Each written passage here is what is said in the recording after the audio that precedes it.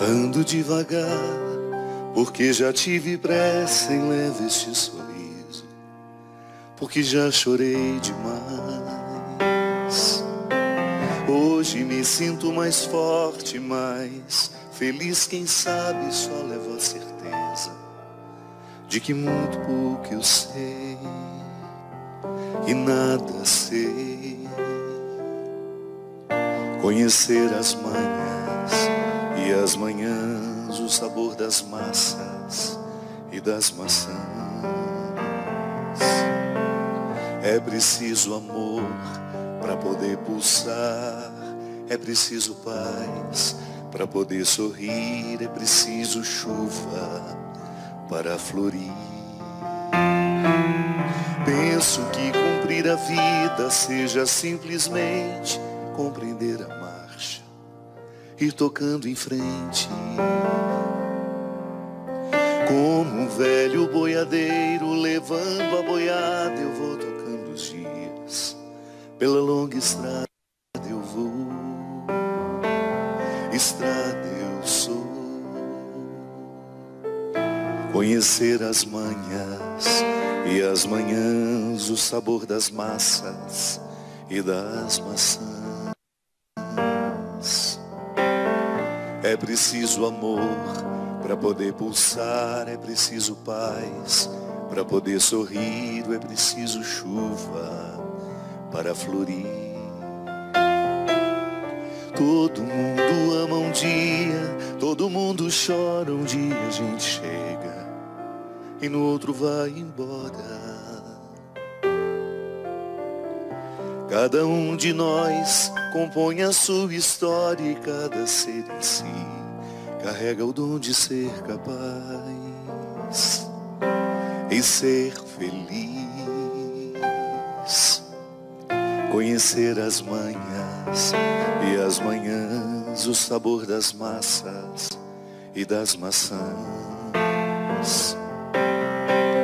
É preciso amor para poder pulsar, é preciso paz para poder sorrir, é preciso chuva para florir. Ando devagar, porque já tive pressa e leve esse sorriso, porque já chorei demais. Cada um de nós compõe a sua história e cada ser em si carrega o dom de ser capaz e ser feliz. Muito boa noite, é com muita alegria que nós começamos o nosso programa Direção Espiritual. Hoje gravando aqui em Brasília, com toda a equipe da Canção Nova de Brasília, a quem eu agradeço pelo carinho, por me receber, e também a Andréia, que nos recebe aqui na sua casa, nos oferecendo esse espaço como um cenário natural, é uma residência mesmo, para que a gente não ficasse sem o programa. Cada um de nós carrega o dom de ser capaz e ser feliz.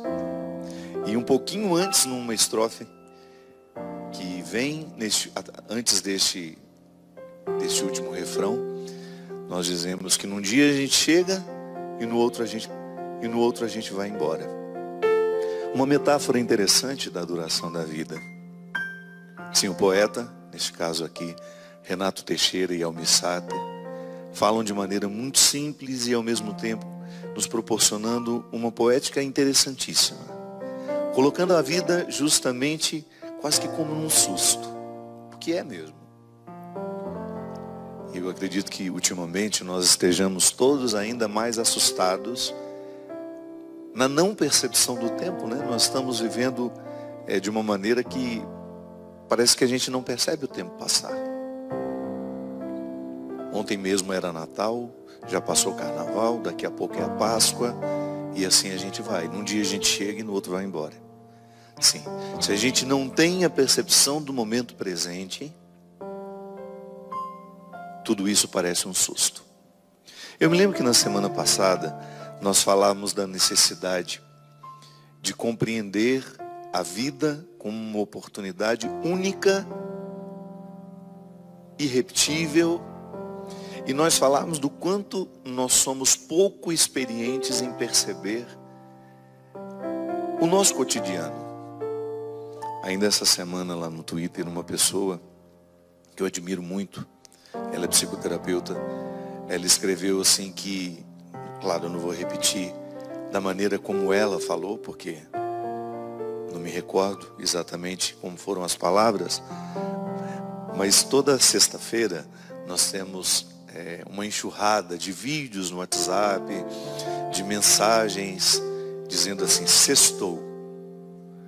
E ela fez uma reflexão interessante sobre isso. Ela viu um pouquinho os avessos. Claro, muita gente pode mandar só por uma graça mesmo. Mas a expressão sextou, na maneira colocada nas redes sociais, dá-nos uma impressão de que a gente só suporta a semana. Que nós ficamos loucos para viver o fim de semana como se ele fosse maravilhoso, espetacular, diferente de tudo aquilo que a gente experimenta ao longo da semana. E há uma tristeza mesmo nisso, né? Se você for pensar que a gente vive a segunda, a terça, a quarta, a quinta, a sexta também, como se fosse um peso, um fardo a ser levado.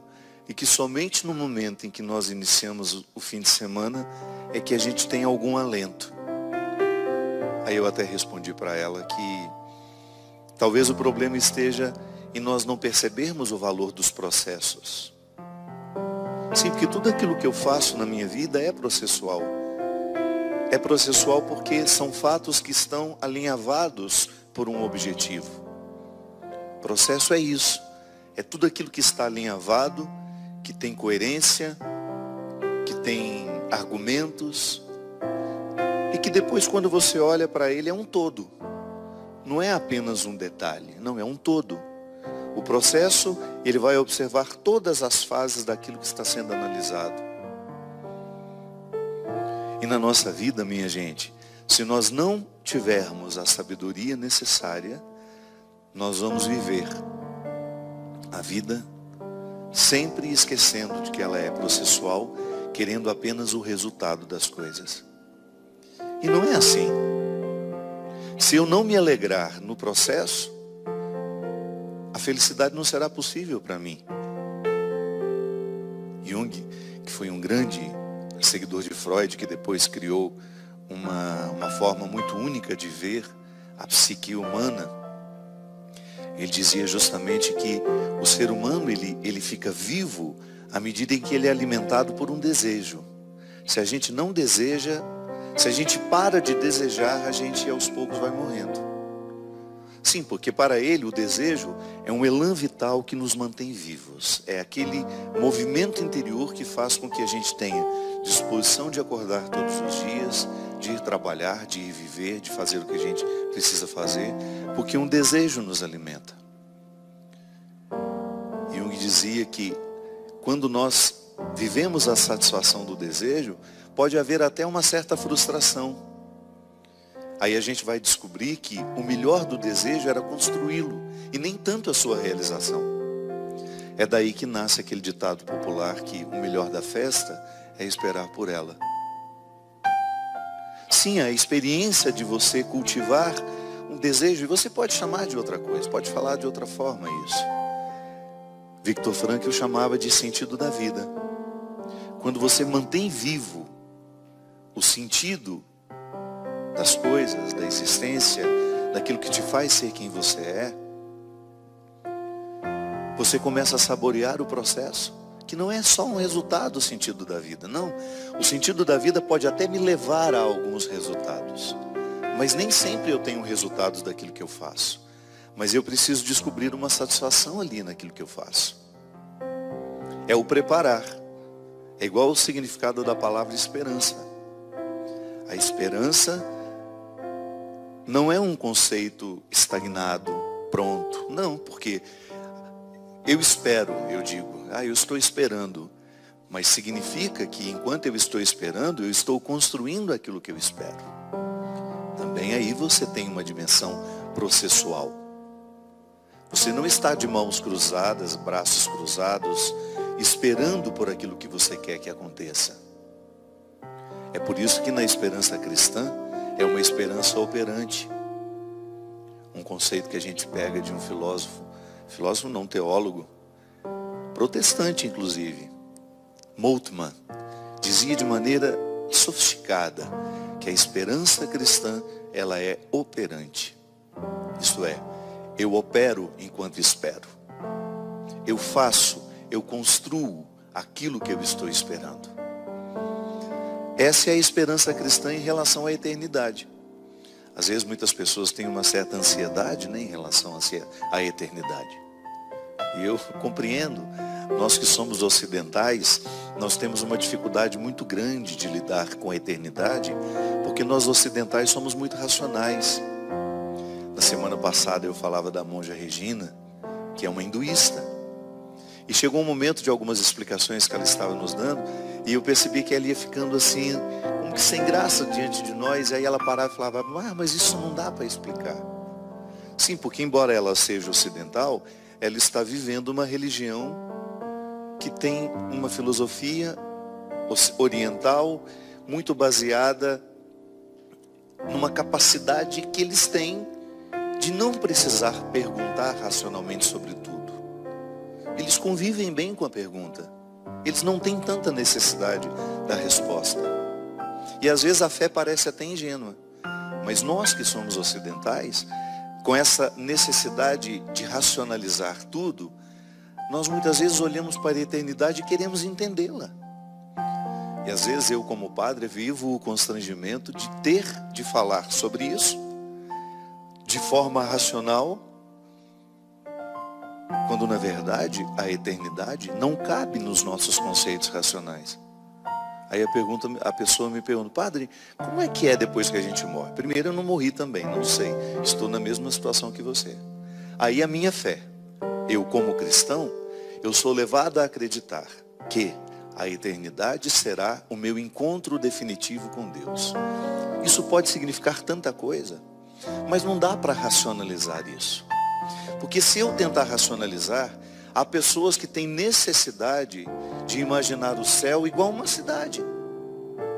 Com ruas, com casas, onde moram os melhores, onde moram os piores. Há pessoas que têm necessidade imensa de pensar o céu como se fosse um lugar igual aqui. Sim, se eu estou falando de eternidade, naturalmente eu preciso esquecer o tempo e o espaço, que são categorias humanas, terrenas. O tempo, esse que a gente olha no relógio. O espaço, essa localização, onde fica essa casa, onde fica a outra casa, onde está essa cidade. Você pega um mapa e você identifica as cidades, os países, os estados. Bem, se eu quiser compreender a eternidade a partir dos conceitos racionais e daquilo que racionalmente eu posso falar, eu vou ficar com uma visão muito mesquinha da eternidade. É por isso que Moltmann dizia que o conceito de esperança é a forma mais justa e honesta que nós temos de pensar a eternidade. A partir dele, eu espero, mas o que eu espero? Não sei. Será uma surpresa. Mas enquanto eu espero, eu preparo, porque a esperança é operante. Tá, mas como é que eu preparo? Vivendo bem. É vivendo bem que nós preparamos a eternidade. Pare de ficar com essa ansiedade, de ficar querendo saber como será depois da morte. Ocupe-se da vida, é a única maneira que você tem de preparar a morte. É a maneira mais justa, mais honesta que você tem de olhar para a sua eternidade, para aquilo que lhe espera, é vivendo bem o momento presente. Por isso que nós não podemos compreender uma religião que nos faz ter desprezo pelo tempo e pelo espaço. Durante muito tempo, vigoraram algumas espiritualidades que ensinavam as pessoas a ter desprezo pelo mundo. Não faz sentido, minha gente. O mundo a que Jesus se referia, vós estáis no mundo, mas não sois do mundo, essa expressão de Jesus para os seus apóstolos não era para que eles desprezassem as coisas do mundo. Não, era para que eles soubessem que este mundo é passageiro. essa casa é passageira, este piano é passageiro, este material que nós estamos usando para fazer esse programa chegar até você é passageiro, essa televisão que você está tendo aí diante de você, por onde nós entramos, por onde nós passamos, é passageira. O dinheiro é passageiro, o sucesso é passageiro. Aí Jesus está ensinando que há uma maneira interessante de lidar com o tempo e com o espaço. Tá bom, eu tenho, mas eu não vou me apegar àquilo que tenho, porque tudo isso passa. É igual o apego às pessoas. Eu sei que é muito difícil a gente perder alguém, mas o nosso excesso de sofrimento na perda está justamente em não aprendizado. Nós não aprendemos que as pessoas também serão passageiras na nossa vida. A gente pode até saber, mas a gente não aprendeu. É igual a música. A lição nós sabemos de cor, só nos resta aprender. Sim, tem muita coisa que nós sabemos de cor, mas ainda não aprendemos. Pode ser que se a gente tivesse sido educados desde pequenos a compreender a morte como um processo natural na nossa vida, nós teríamos menos dificuldade no momento em que ela acontecesse ao nosso lado. Mas às vezes a falta de espiritualidade, teríamos menos dificuldade no momento em que ela acontecesse ao nosso lado. Mas às vezes a falta de espiritualidade, a falta de vida interior, nos faz a gente ficar apegados demais à matéria e às pessoas. Pois é, são as nossas dificuldades, porque somos ocidentais. Somos apegados demais ao tempo, ao espaço, e queremos compreender a eternidade a partir do limite que nós temos. Eu, como professor de escatologia, eu tinha que falar tudo aquilo que a igreja diz sobre céu, inferno, purgatório. Mas eu tinha um desafio a mais, que não era apenas deixar os meus alunos reproduzirem o que a igreja ensina sobre isso. Porque às vezes a catequese, ela pode ser mais uma vez um reforço desse excesso de materialidade. Então, a pregação, ela chega até mim, falando do céu, falando da eternidade, e ela pode me sugerir novamente um reforço de que é material. O céu é material, o céu é localizado, o céu está no tempo e no espaço. Não.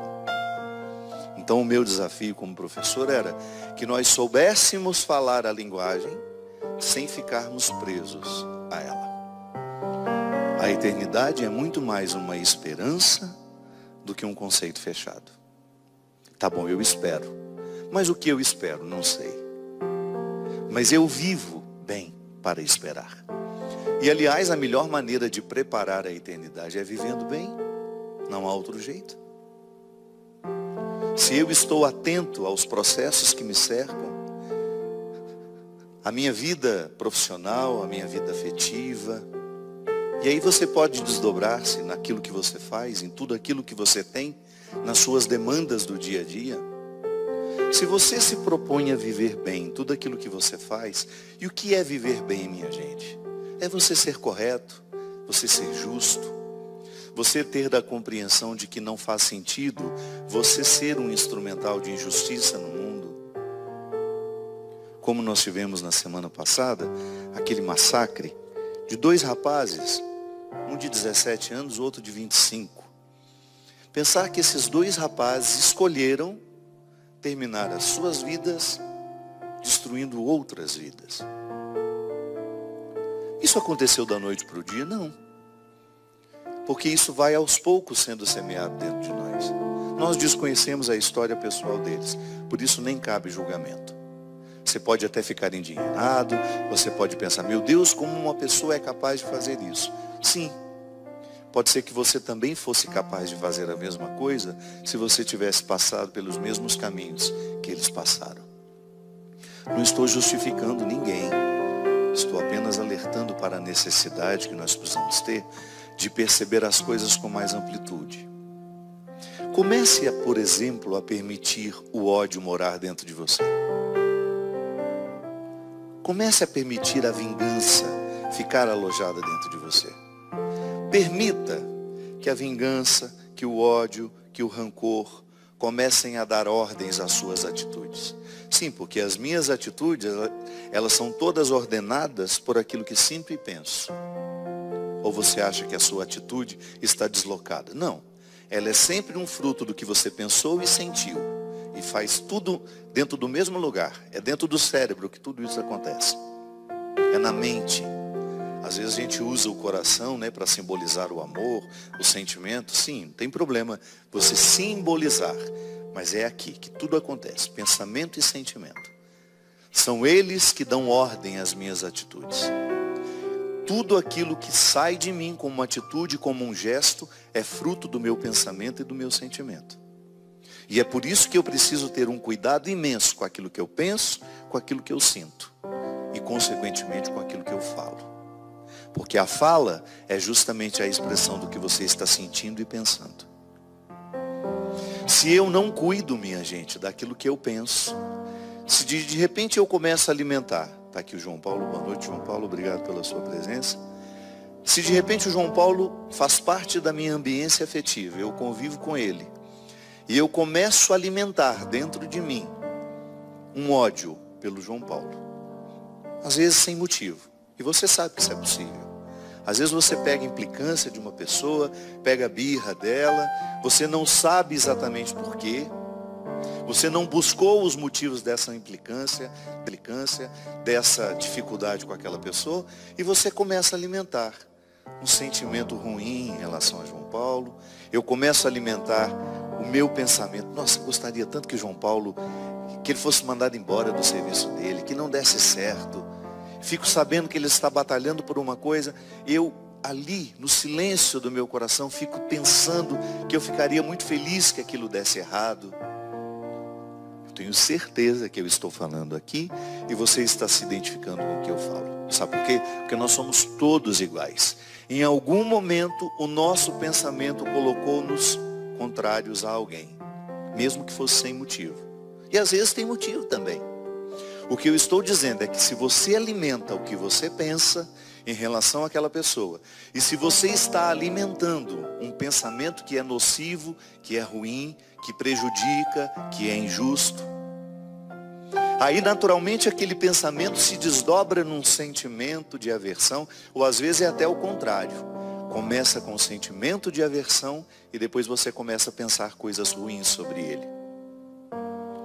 Se você alimenta isso dentro de você, se eu alimento, no exemplo que eu estou dando, se eu começo a alimentar o meu sentimento de rejeição a João Paulo e o meu pensamento de desejar que João Paulo se dê mal, que João Paulo morra, que João Paulo seja prejudicado, eu estou a um passo de ser capaz de fazer um gesto concreto que prejudique a vida de João Paulo.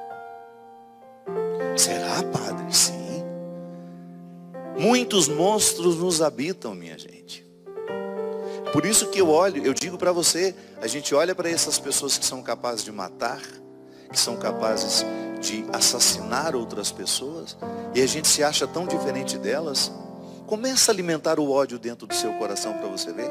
Comece a alimentar a vingança, e de repente você está achando normal pegar uma arma e acabar com a vida daquela pessoa. Comece a alimentar os sentimentos que são diabólicos para você ver. Num prazo, sei lá de quanto tempo, 2, 3, 4, 5 meses, às vezes um ano, você será capaz sim de tirar a vida daquela pessoa. Por quê? Porque o diabo se alojou no seu pensamento e no seu sentimento. E é por isso que a palavra, às vezes ela é tão enganosa. Às vezes uma pessoa fala uma coisa para você, uma palavra que expressa bondade, mas a palavra já está a serviço. Ela já é ardilosa, ela já tenta lhe enganar, porque ela já está a serviço de um pensamento maldoso e de um sentimento maldoso. Eu sempre digo isso. Dá tréguas aos seus sentimentos e aos seus pensamentos, e o diabo faz parte da sua vida. Começa a fazer parte da sua vida. Aquela história de possessão demoníaca, eu nunca vi aquilo que aparece nos filmes. Nunca vi. Agora eu vejo o diabo alojado na mente de muitas pessoas. O tempo todo que estão diabólico, está tendo espaço para agir no mundo, através daquela pessoa. Então vamos só recapitular.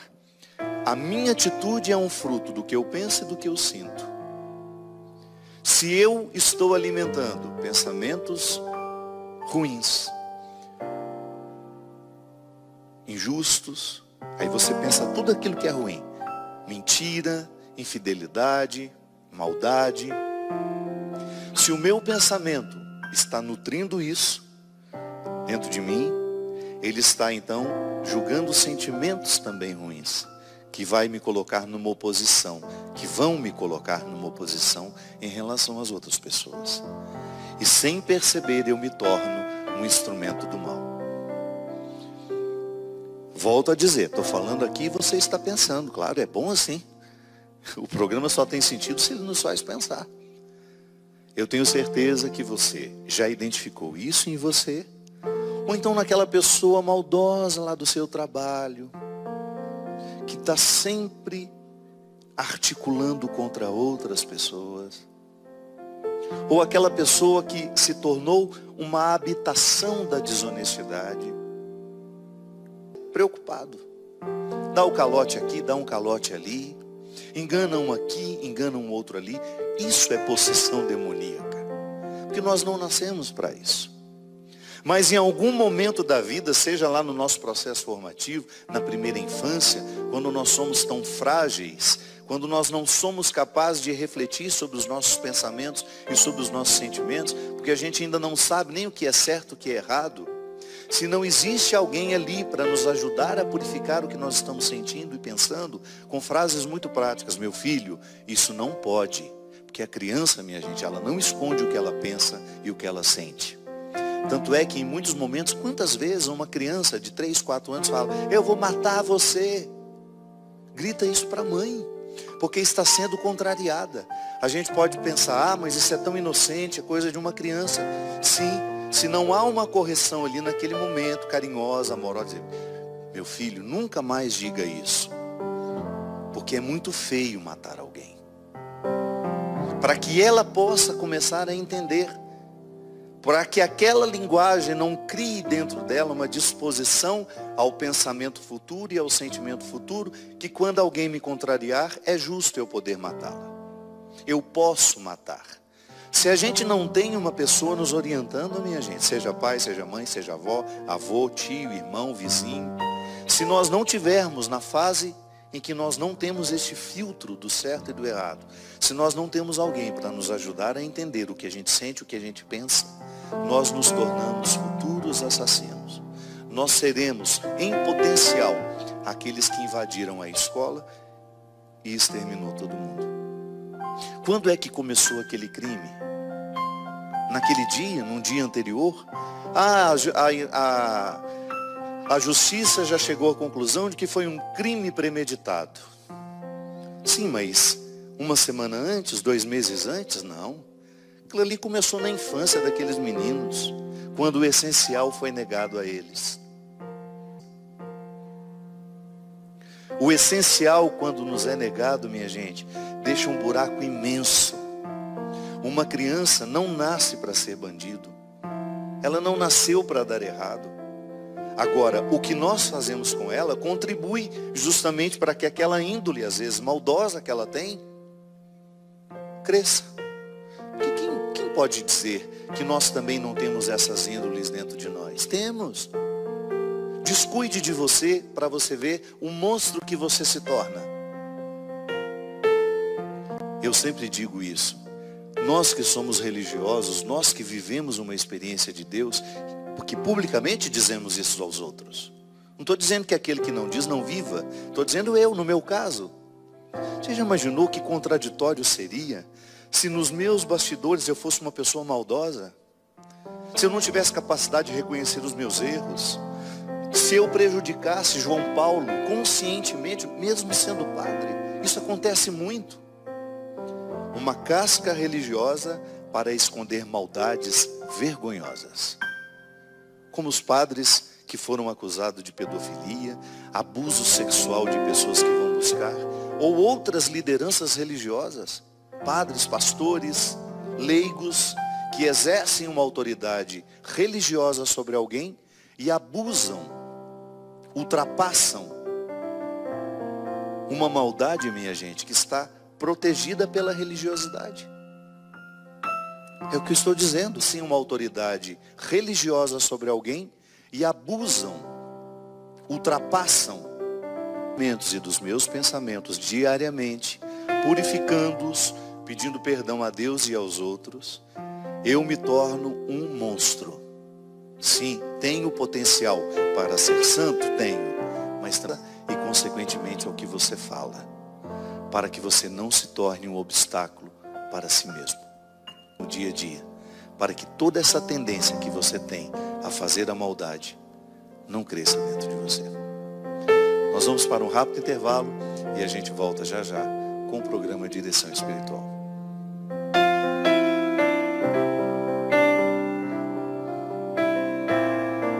A equipe de Brasília, que com tanto carinho nos recebe. Obrigado, Andréia, toda a família que nos empresta hoje essa casa. Obrigado, João Paulo. Muito obrigado pela sua presença, meu querido. Mais uma vez, né? Segunda vez comigo, né? Nós fizemos aqui um programa de Natal. Foi ano passado, não? Retrasado. No ano retrasado. Quero lembrar que nós estamos nos preparando para uma grande peregrinação para a Terra Santa. Grande não é por causa dos dias, nós não vamos ficar um mês lá, viu? Não vamos ficar só 12 dias. Grande no significado, porque ir à Terra Santa na época de Pentecostes e viver o Pentecostes em Jerusalém é sem dúvida um acontecimento grandioso. Nós vamos começar no dia 8 de junho, voltando ao Brasil no dia 16. Você é o nosso convidado. Passaremos pelos principais lugares santos. Teremos uma experiência de peregrinar. Como eu sempre gosto de lembrar, a minha amiga Fabiana da Obra de Maria fala com muita sabedoria. Com ela eu aprendi essa expressão, que o peregrino anda por fora, né? Nós vamos aos lugares santos, mas os lugares santos também precisam andar dentro de nós. Então a peregrinação, essa expressão, que o peregrino anda por fora, né? Nós vamos aos lugares santos, mas os lugares santos também precisam andar dentro de nós. Então a peregrinação, ela só acontece quando nós somos capazes de peregrinar por dentro. Sempre um tempo especial, um tempo de crescimento pela oportunidade que eu tenho de conviver com tantas pessoas, de ser padre com tanto despojamento, com tanta simplicidade. É uma regra que a gente coloca no início, é justamente não me veja como um padre famoso, porque isso só vai prejudicar, né? Porque às vezes as pessoas, quando têm muita vontade de me conhecer, ficam ansiosas, e eu fico feliz com esse carinho, mas isso prejudica a peregrinação. Então me olhe como mais um ali, como aquele que está responsável, como aquele que vai conviver o tempo todo como diretor espiritual, mas também como um amigo que peregrina. Então ligue, consulte as condições dessa viagem para ver se elas cabem no seu bolso. Divida essa alegria em 24 vezes sem acréscimo, porque vale a pena. Nós precisamos colocar, a gente precisa ter coragem de colocar alegria na nossa vida. Às vezes a gente fica guardando dinheiro, guardando, claro, a gente não pode ser irresponsável, mas às vezes nós temos o sonho de fazer tantas coisas e a gente não faz, a gente vai adiando. E depois, quando a gente percebe, o tempo já passou e a gente deixou o dinheiro para os outros, para fazer confusão na vida dos outros, né? Então é bom a gente ter a consciência de que nós merecemos retirar os sonhos da gaveta e realizá-los. E a gente, nessa sexta-feira, dia 22, hoje é quarta, né? Próxima sexta, dia 22, eu estarei no Shopping Leblon, no Rio de Janeiro, lançando o livro Por Onde For o Teu Passo, que lá esteja o teu coração. Será a partir das 17 horas na Livraria Travessa. E temos também a agenda. Na outra semana nós já estaremos nos Estados Unidos. Nós temos o show O Sagrado dos Dias no dia mesmo, Mônica, é assim que fala esse nome?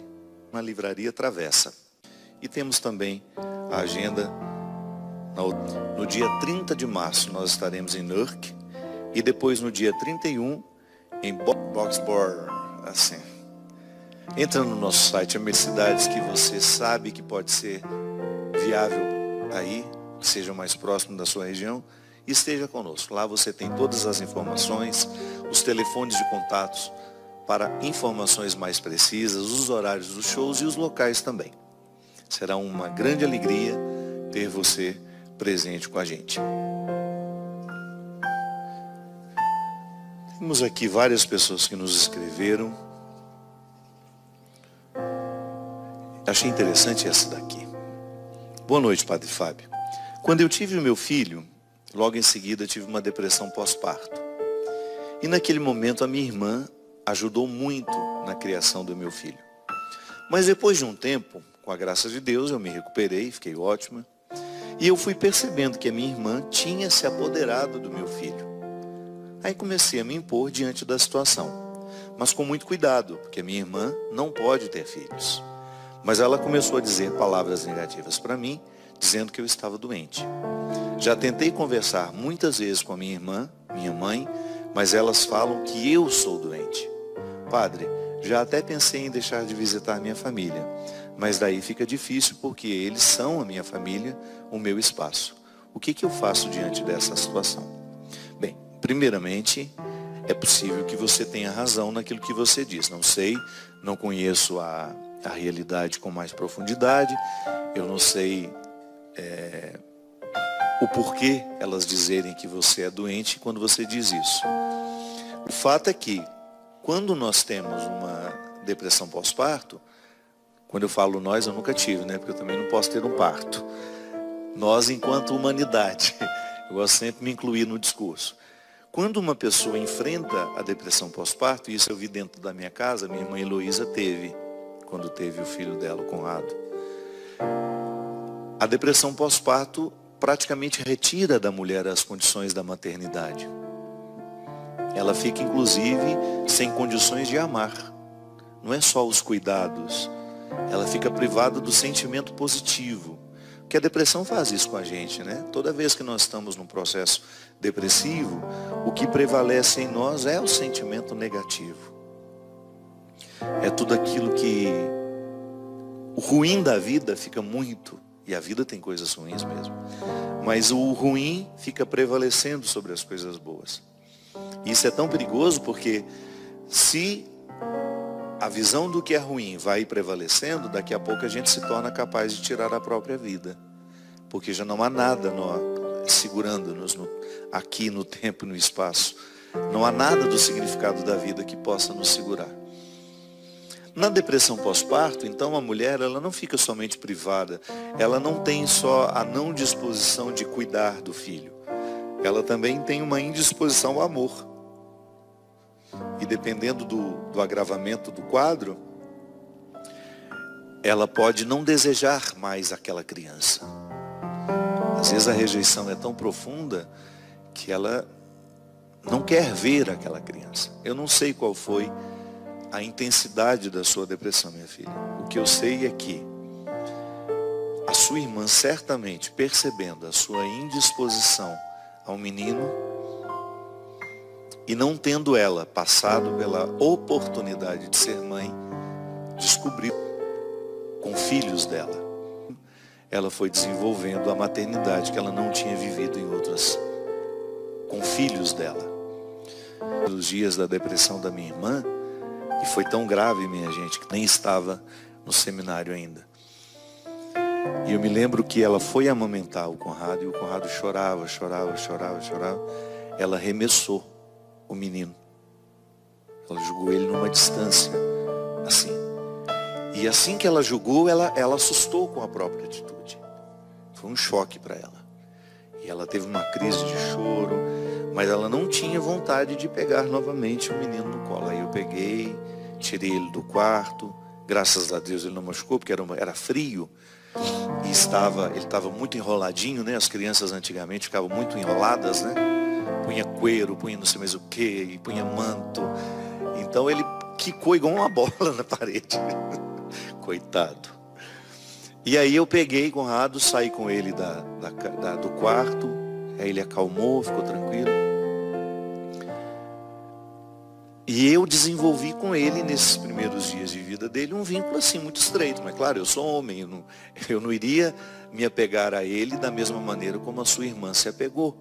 Mesmo porque a maternidade dela, que ela não tinha vivido ainda, ela começou, o instinto materno dela veio todo à tona. Porque nós não podemos esquecer que nós somos instintivos, minha gente. E o que é o instinto? Um movimento que não passa pela decisão dentro de nós. Antes nós falávamos do nosso pensamento e do nosso sentimento.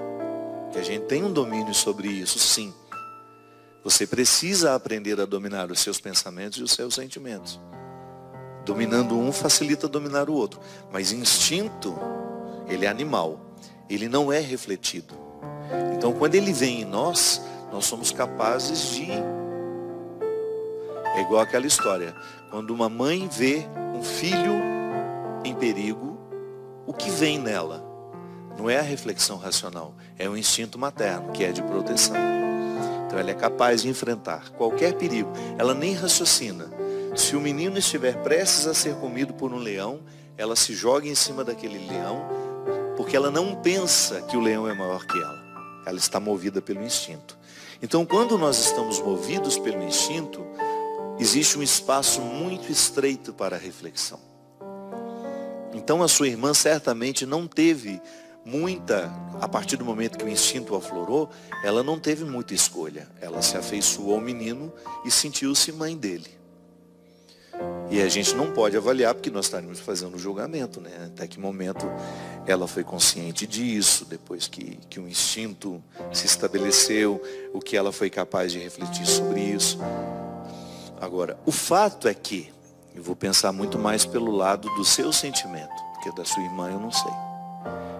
Já que você me dá autorização de falar alguma coisa sobre o que você experimenta dessa situação, eu vou falar para você e não o que diz respeito à sua irmã. Pode ser que você reviva um pouco da sua depressão toda vez que você vê o seu menino se relacionando novamente com a sua irmã. Então pode ser que você, no momento em que estava deprimida, começou a perceber que a sua irmã, no momento em que estava deprimida, começou a perceber que a sua irmã estava sendo mais mãe dele do que você. E agora, já curada da depressão, quando você vê a sua irmã se estabelecendo com seu filho, uma relação normal de tia e filho, você, na sua cabeça, retome o sentimento que você tinha naquela época, que tinha motivo. Sim, de fato, naquela época, a sua irmã estava sendo mais mãe dele do que você, mas hoje não mais. Quando elas dizem que você está doente da cabeça, pode ser que elas tenham um pouquinho de razão. Pode ser que você hoje esteja recobrando do passado aquele sentimento de perda que você teve. Porque isso é muito difícil de administrar. A mãe que vive a depressão pós-parto, ela sabe que ela não tem condições de cuidar do filho. E quando ela vê uma outra pessoa cuidando, ela pode até no primeiro momento achar aquilo bom, que está fazendo por ela aquilo que ela não é capaz de fazer. Mas no fundo, ela sente que está perdendo o filho para aquela pessoa. Nós somos muito confusos, né? Os nossos sentimentos são todos muito contraditórios. Então eu posso, no mesmo sentimento que me faz feliz, que tem alguém cuidando do meu filho para mim, eu posso também sentir o avesso desse sentimento, que é de perda. Alguém está cuidando para mim e eu estou perdendo a oportunidade de cuidar. Então esse sentimento contraditório, ele é desconfortável. Mas quando nós estamos saudáveis do ponto de vista emocional, a gente tem facilidade de corrigir isso. Você equaliza ali os dois lados do sentimento e fica bem. Agora, quando nós estamos adoentados do ponto de vista mental, é muito difícil fazer a equalização. Então pode ser que hoje você esteja não vendo o momento presente somente. Você está vendo a cena da sua irmã tendo um carinho com seu sobrinho, com seu filho, uma coisa que é muito natural. Eu tenho um carinho imenso pelos meus sobrinhos quando estou com eles. Mas você, porque tem um registro de perda em relação à sua irmã, na de você. Se você de fato não está ressuscitando o sentimento de perda daquela época. E aí você vai ter que admitir que você está um pouco doente. Você entender que porque a sua irmã teve uma ligação mais estreita com seu filho, ele também continue tendo uma relação estreita com ela. Mas não é porque ele te nega como mãe. Não. É porque ele foi muito cuidado por ela. Então o sentimento é positivo. Então não fique interpretando como negativo um vínculo de amor que o seu filho tem. Vou te dar um exemplo. A minha mãe é uma mulher que sempre soube me amar. Muito do jeito certo. Eu nunca me lembro assim da minha mãe ter demonstrado ciúmes. E olha que eu sempre fui um menino que, graças a Deus, sempre fui muito amado. Na vizinhança, como eu sempre gostei de pessoas mais idosas, de estar com elas, de conversar com elas, eu tinha muitas vovós ali naquela região da minha casa que gostavam muito de mim. Nunca vi minha mãe sentir-se enciumada porque eu estava recebendo amor de outros. Hoje é a mesma coisa. Às vezes eu tenho situações em que eu ligo para minha mãe, estou aqui com fulano de tal, e minha mãe sabe que aquela pessoa gosta muito de mim. Como eu estar aqui, por exemplo, na casa da Andréia, que tem um carinho por mim, uma admiração, enfim, eu faço parte da família aqui. A minha mãe sente-se feliz quando sabe que eu estou num lugar que eu sou amado. Então, se você contorna o sentimento que você tem, você vai ficar no lado bom da coisa. Nossa, que bom, a minha irmã gosta tanto do meu filho. E você pode interpretar isso até como um privilégio. Se você precisar fazer uma viagem mais longa, com quem que você vai deixar seu menino? Certamente vai ser com a sua irmã, que você sabe que cuida dele como se fosse mãe dele. Então retire o aspecto negativo do sentimento e você vai ficar somente com aquilo que é bom. E você se garanta como mãe, pelo amor de Deus. Às vezes a gente tem o sentimento de perda quando a gente esquece da competência que a gente tem naquilo que a gente faz. Você é a mãe dele. Então, se você faz bem o seu papel de mãe, não há por que ficar insegura. Seu filho nunca vai esquecer de que você é a mãe dele, por mais que ele goste da tia. E o fato de existir entre o amor estreito entre os dois, não vai modificar a sua relação com ele. Sabe, minha gente, às vezes nós temos algumas inseguranças que a gente precisa aprender a administrar. Às vezes a gente sofre sem motivo, sem razão. A gente exagera no aspecto negativo daquilo que a gente enxerga. Não faz sentido. Posso levantar aqui, minha gente? Não faz sentido a gente ficar... A vida é um processo, é uma caminhada. Eu saio de casa para chegar a um lugar, só que eu tenho que lembrar que o caminho já é um lugar. Aliás, é uma das últimas conversas da menina com o homem deste livro. Como eu falei na semana passada, tenho recomendado muito este livro porque eu acredito que ele seja um auxílio para viver os dias de hoje. E que a gente está tão indisposto a essa conversa interior que nos ajuda a esclarecer. O caminho também é um lugar. Não faz sentido eu planejar a minha vida para chegar àquele lugar e só acreditar que a felicidade só vai acontecer quando eu conquistar aquele lugar. Não. Todo o processo para a conquista daquele lugar precisa me provocar alegria. Senão a vida se transforma em fardo. Eu sei que o seu dia a dia é pesado. Sei que é complicado ser você. Fazer o que você faz. Estar onde você precisa estar. Sei que às vezes você tem mais fardos do que alegria. Mas procure descobrir alguma coisa no meio desse fardo que possa lhe trazer alegria. Para ser justo. Para você não viver de forma tão amarga. Sim, às vezes nós prestamos atenção demais no aspecto negativo do processo e ficamos indispostos para recrutar tantos caminhos à nossa espera, inclusive aqui dentro, né? Caminhos que você precisa andar dentro de você. Alegre-se com os processos também, e não só com os resultados. Nem sempre nós vamos ter resultado. E volto a Jung, que também dizia, E volto a Jung, que também dizia, é Lacan que dizia isso. Lacan dizia que é o desejo que nos move. Tá bom, então eu vou identificar que esperar pela festa também é bom. Que você cria uma motivação interior.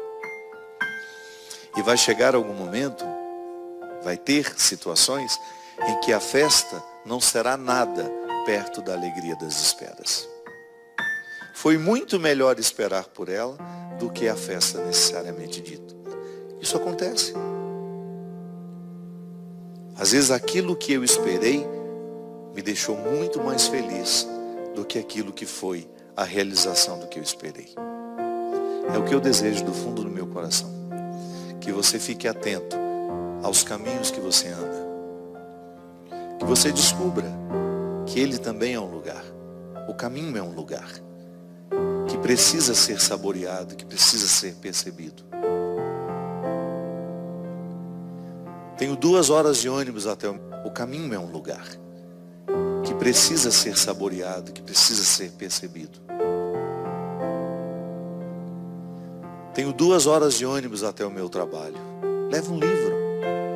Você vai ter a oportunidade de ler muito mais do que aquele que não tem as 2 horas de ônibus. Em vez de ficar preso no celular o tempo todo, leve um livro. Dá para ler um livro por semana, quem tem 2 horas de ônibus todos os dias. Descubra o hábito da leitura. Ande pelos caminhos que o livro lhe proporciona. Faça alguma coisa ser positiva naquela rotina que às vezes é pesada. E que Deus nos abençoe neste propósito. Que os nossos caminhos sejam transformados em lugares. E que as esperanças nos motivem cada vez mais a construir, no tempo que nós temos, a realidade eterna que nós um dia queremos desfrutar. Derrame sobre nós a bênção e a proteção do céu. O Deus Todo-Poderoso, Pai, Filho e Espírito Santo. Amém. Até a semana que vem, se Deus quiser. Todo mundo ama um dia, todo mundo chora um dia a gente chega e no outro vai embora.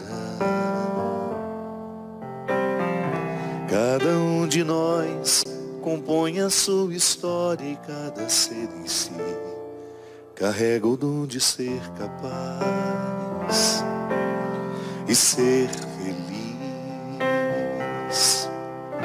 Conhecer as manhãs e as manhãs, o sabor das massas e das maçãs.